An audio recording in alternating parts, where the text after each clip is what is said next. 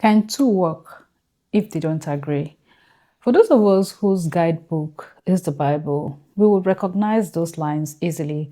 And whether you're religious or not, it forces you to think because how long can a partnership survive without true agreement? Right now, that's exactly what we're seeing between Nigeria and the United States. So it's no longer news that the US had launched airstrikes on Nigerian soil. Nigeria says there was cooperation. The mission is being celebrated as successful. But when you listen carefully, the two sides are not telling the same story. Nigeria's Foreign Minister Yusuf Tuga says, yes, there was cooperation. Yes, we worked together. But then it carefully distances Nigeria from the American narrative. It refuses to call what is happening in the Northwest a Christian genocide. Meanwhile, the United States, and especially Donald Trump, is saying something entirely different. The strikes were necessary to stop genocide against Christians.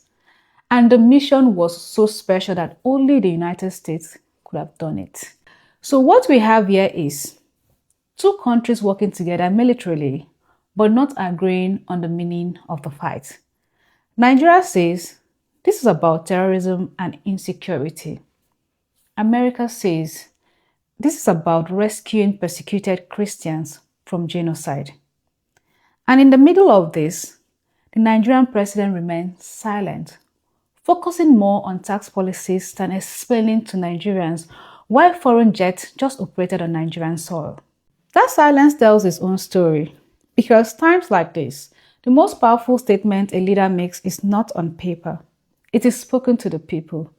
We have heard every spokesperson speak, yet not the president. On the other side, we have Daniel Bwala speaking from within government circles, openly saying he doesn't even know who the strikes were targeted at. Think about it. A major foreign operation happens in Nigeria and influential voices inside the government are unsure who the enemy was. Meanwhile, the US proudly declares the mission a success, with no clear statistics, no numbers, no confirmed identities, no breakdown of what was actually achieved on ground. In normal military communication, after such strikes, figures follow. But here we have praise and applause, but no data. Then comes the issue of Sokoto, a region deeply symbolic in Nigerian history, tied to the former caliphate. Some people now interpret the strike as an attack on symbolism, culture, or faith. But again, the truth is layered. The targets, according to official claims, were extremist cells exploiting the area's location and weak governance.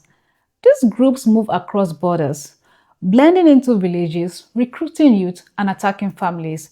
So while Sokoto carries symbolic meaning, the conflict itself is not some historic religious war reborn. It is modern insecurity, which is fueled by poverty, weapons, ideology, and failed leadership. And that brings us back to the main question. Can two truly work when they don't agree? Yes, but only for a short while. Because right now, both countries agree that they are dangerous armed groups. America wants moral victory headline. We stop genocide. On the other side, Nigeria wants quiet cooperation. So the truth is, they are both working together in operation, but not working together on the truth. At the end of the day, President Tinubu should be the one explaining what happened, what was agreed, who was targeted, and how Nigerian sovereignty is being protected. But here we have spokesperson speaks while the president stays silent. It leaves the impression that the government is either confused, hiding something, or not fully in control. It is a truth at a time. Take care and have a nice day.